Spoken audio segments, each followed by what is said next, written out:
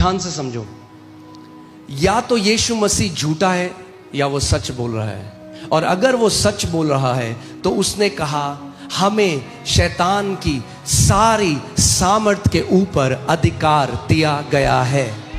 बोलो, मुझको यीशु ने शैतान की सारी सामर्थ के ऊपर अधिकार दिया है।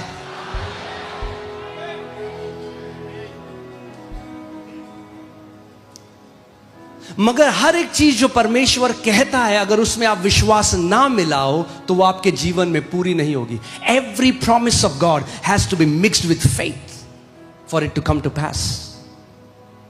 केवल क्योंकि यीशु ने बोला इसका मतलब ये नहीं कि ऑटोमेटिकली आपके साथ वो हो जाएगा।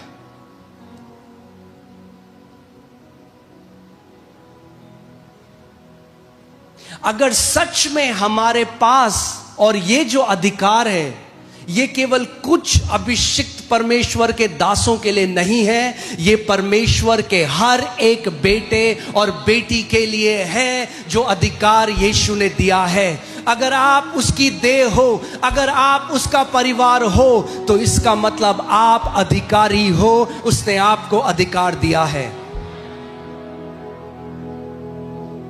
मेरे पीछे बोलो, we are people of authority. हमारे पास अधिकार है सांपों और बिच्छुओं को रौंदने का और शत्रु की सारी सामर्थ के ऊपर हमें अधिकार दिया गया है। शत्रु की सारी सामर्थ के ऊपर, सारी सामर्थ के ऊपर, जादू टोना की शक्ति के ऊपर, जो अलग अलग प्रकार की सामर्थ शैतान इस्तेमाल करता है, धोखाधड़ी, सब चीज के ऊपर यीशु ने हमें अधिकार दिया है। और अब वो कहता है अब तुम सचेत हो जाओ, तुम्हारा एक काम है। आप जानते हैं हम जैसे अभी जैसे हम लोग सोते हैं रात को आराम से, मगर जो उस देश में है जहां लड़ाई चल रही है वहां लोग वैसे नहीं सोते जैसे हम लोग सो रहे हैं। वो सचेत है, वो अलग है, विजिलेंट है। अभी लोग जो दुबई में थे, मिडिल ईस्ट में थे, फोन में मैसेज आ जाता है जल्दी से सेफ, खिड़कियों से दूर चले जाओ। तो फोन बगल में है, अलर्ट, बेसुध होके नहीं रह सकते, क्योंकि क्या पता है एक क्या चल रही है, एक लड़ाई चल रही है। सो अलर्ट है। जैसे ही मैसेज आया खिड़की से दूर चले जाते हैं। ऐसे ही परमेश्वर का वचन हमारे लिए भी कह रहा है कि तुम क्या हो जाओ, तुम सचेत हो जाओ, तुम जागते रहो। वो यहां इसका मतलब नहीं कि आप सो ना शारीरिक तरीके से, वो कह रहा है अलर्ट रहो, बुद्धिमानी की चाल चलो।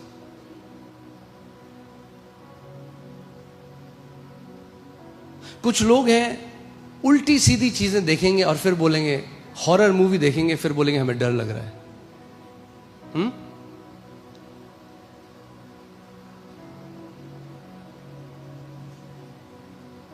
क्योंकि जो आप देखते हो, जो आप बोलते हो, वो निर्धारित करता है आप कितना लंबा जियोगे, वो निर्धारित करता है। और आज हम उस बारे में सीखेंगे, ठीक है? ओके, सो तुम्हारा विरोधी शैतान गरजने वाले सिंह के समान इस खोज में रहता है कि किसको फाड़ खाए। यानी शैतान जिस किसी को चाहे नहीं फाड़ सकता। He is searching, he is looking for that right prey. वो उसको ढूंढ रहा है, कौन है जिसको मैं फाड़ सकता हूं।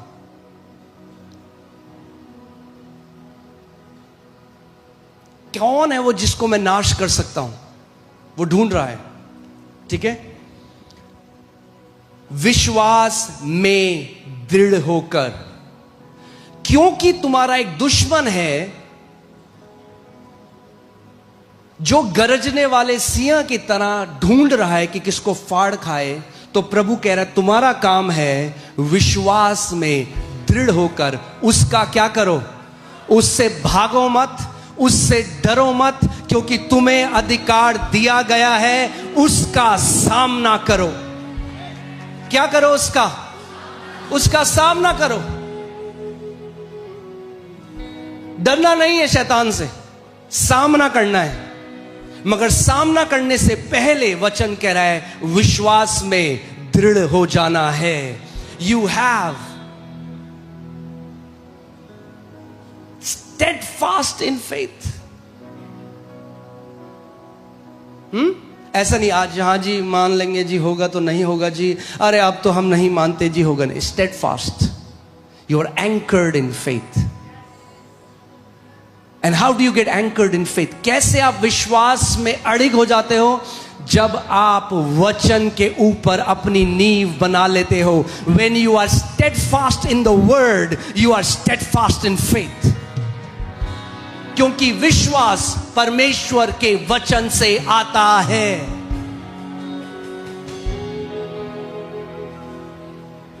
अगर आप वो व्यक्ति हो जो अपनी भावनाओं से चलते हो, फीलिंग से चलता है, आज oh I am feeling this, if you live by your feelings, you are an easy prey। यूं शैतान कहेगा यही तो मैं चाह रहा हूं, I don't feel like this, I feel I'm far from God। मुझे लग रहा है मैं प्रभु से बहुत दूर हूं।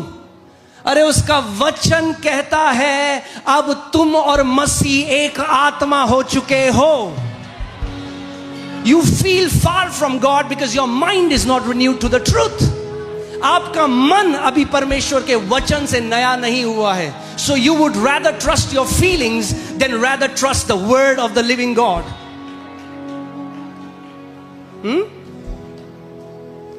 मेरे पीछे बोलो, परमेश्वर का राज्य फीलिंग्स का नहीं है। परमेश्वर का राज्य उसके वचन का है।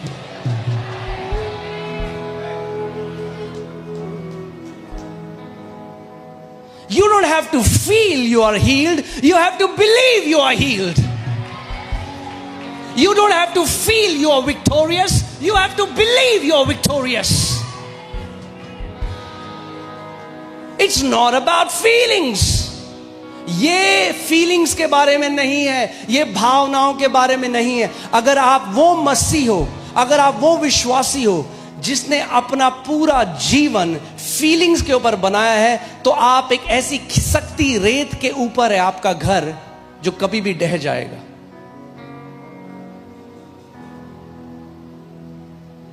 Because feelings will come and feelings will go, but the word of the living God endures forever। Feelings आएंगी, फीलिंग्स जाएंगी। आज नाचोगे, कल बोलोगे मुझे नीचा नीचा डाउन लग रहा है।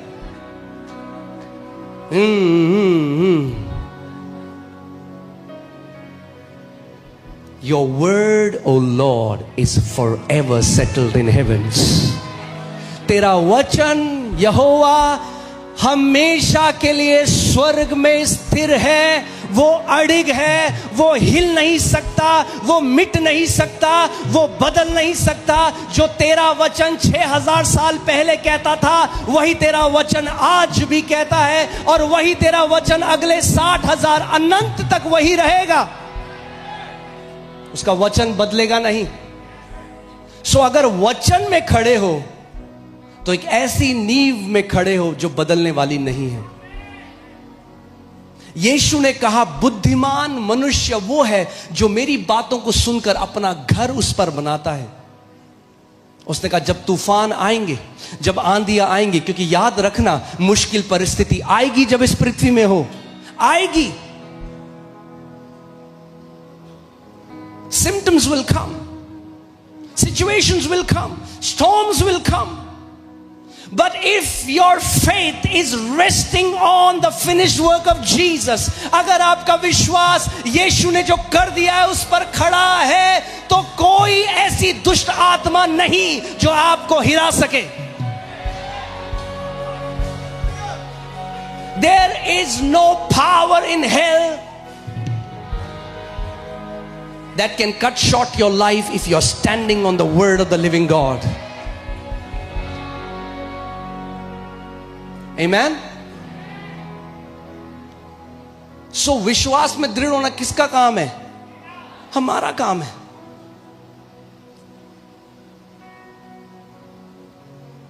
दृढ़ होना पड़ेगा, फीलिंग से नहीं जी सकते।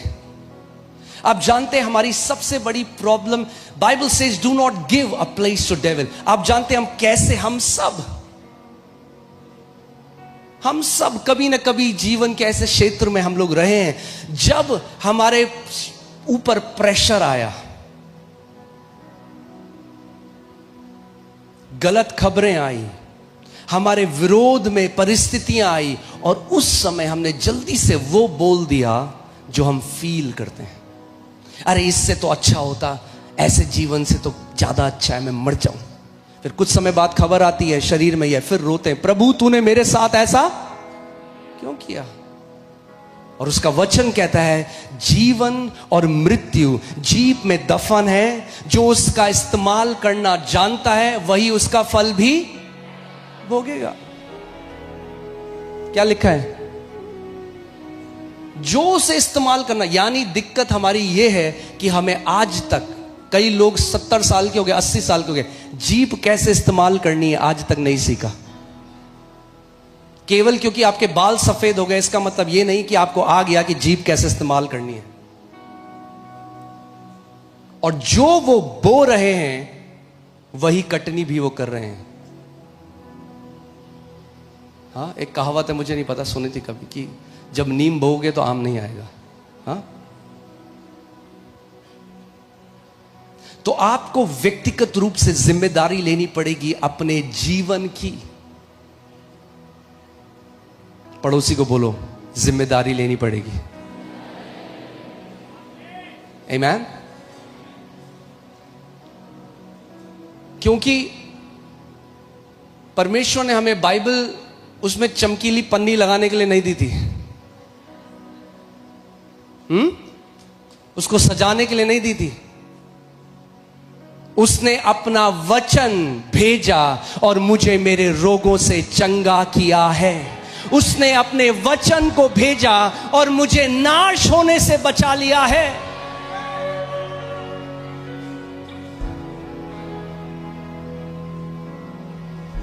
Put Psalm 107 verses 20। क्या लिखा है यहां पे? वह अपने वचन के द्वारा उनको चंगा करता है। कैसे चंगा करता है आपको? कैसे चंगा करता है? वचन के द्वारा।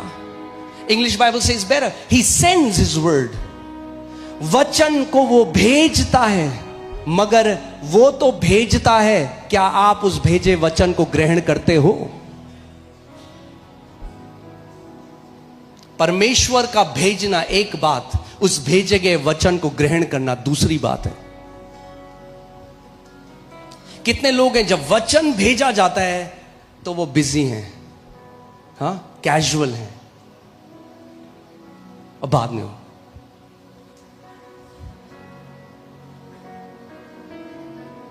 अरे वचन में चंगाई है, वचन में दीर्घायु है, वचन में छुटकारा है, वचन में जय है, वचन में आशीषें हैं, वचन में सब कुछ है। क्योंकि आदि में वचन था, वचन परमेश्वर के साथ था और वचन ही परमेश्वर था, और उस वचन ने देह धरा और मनुष्यों के बीच में डेरा किया, और हमने उसकी ऐसे महिमा देखी जैसे इकलौते की। सब कुछ जो आप परमेश्वर से चाह रहे हो वो परमेश्वर के वचन में है। परमेश्वर अपने वचन से अलग कुछ नहीं करता। कितने लोग मेरी बात को समझ रहे हैं? मेरे पीछे बोलो, परमेश्वर अपने वचन के अलग होकर कुछ नहीं करता। यानी जो चाहते हो प्रभु आपके लिए करे, उसका वचन ढूंढो। गिड़गिड़ाओ मत, भीख मत मांगो, वचन के खोजी बन जाओ। क्योंकि जो यहोवा के वचन के खोजी हैं वो एक ऐसा जीवन जीते हैं जो बाकी लोग कल्पना भी नहीं कर सकते।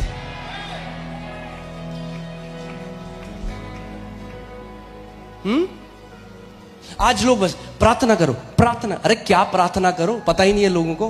प्रार्थना करो बस, तो क्या करते हैं वो भीख मांगते हैं, प्रभु कर दे, प्रभु कब करेगा, प्रभु क्या तुझे, प्रभु कब करे, प्रभु कर दे। प्रार्थना करो बस, प्रार्थना करो, प्रार्थना करो। अरे क्या प्रार्थना करो, क्या प्रार्थना करो। यीशु ने कहा यह मत सोचना तुम्हारे बहुत शब्दों से तुम्हारी सुनी जाएगी। उसने कहा अन्य जातियों की तरह बहुत बड़बड़ाने की बात नहीं है। आमीन, ठीक है अभी तक। विश्वास में दृढ़ होकर क्या करो, शैतान का, विश्वास में दृढ़ होकर क्या करो, शैतान का। हम शैतान का सामना नहीं करना, हम कहते हैं प्रभु तू कर दे, तू कर प्रभु, मैं तो भाग रहा हूं। मगर प्रभु कह रहा है नहीं, तू मेरा जयवंत बेटा और बेटी है, तुझे मैंने अपना अधिकार दिया है, मेरा वचन तेरे मुंह में है। वो दो धारी तलवार की तरह तेरे मुंह से जब निकलेगा तो मेरी सामर्थ तेरे लिए कार्य करेगी। उठ अपने उस अधिकार में जो मैंने तुझे दिया है और शैतान का सामना कर, उससे भाग मत, उसका सामना कर। हर एक उस परिस्थिति को जो शैतान आपके जीवन में लाया है उसका सामना करो।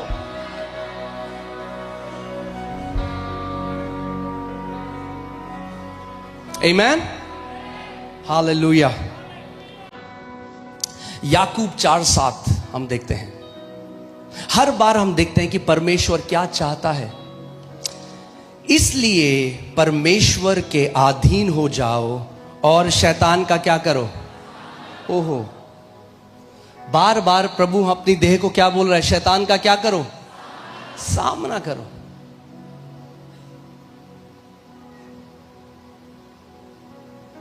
परमेश्वर के अधीन हो जाओ।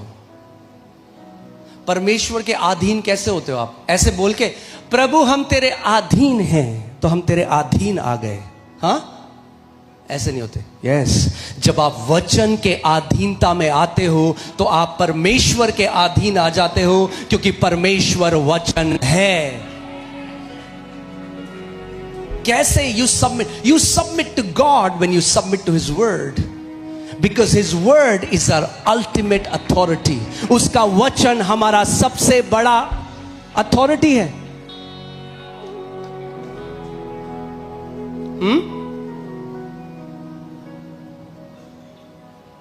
हालेलुया।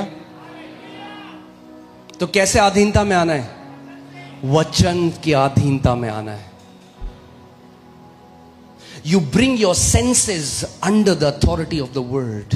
आप अपने ज्ञानेंद्रियों को वचन के अधीनता में ले आते हो। I don't trust what my eyes see. I don't trust what my body feels. I don't trust what my ears hear. I trust what the word says. If it is written, it is forever settled in heavens. मैं वो नहीं विश्वास करता जो मेरी आंखें देखती हैं, मैं वो नहीं विश्वास करता जो मेरे कान सुनते हैं, मैं वो नहीं विश्वास करता जो मेरी ज्ञानेंद्रियां बताती हैं, मैं वो विश्वास करता हूं जो उसका लिखित वचन है, क्योंकि अगर लिखा है तो वो स्वर्गों में युगानुयुग तक स्थिर है। क्योंकि जो मैं अपनी आंखों से देखता हूं वो बदल सकता है, जो मैं अपने शरीर से छूता हूं वो बदल सकता है, मगर जो उसके वचन में लिखा है वो अविनाशी है। परमेश्वर का वचन कहता है उसका वचन अविनाशी बीज है।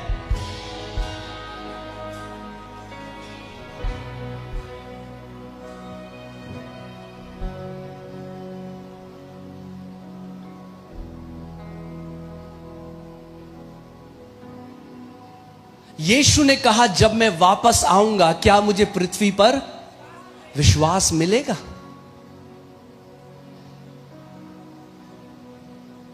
हाँ, एक लड़ाई हुई तो एलपीजी सिलेंडर की इतनी किल्लत हो गई, लोग परेशान हैं। अरे उससे बड़ी किल्लत विश्वास की है कलीसिया में। क्यों आज इतने कम विश्वासी हैं जो विश्वास में कमजोर हैं?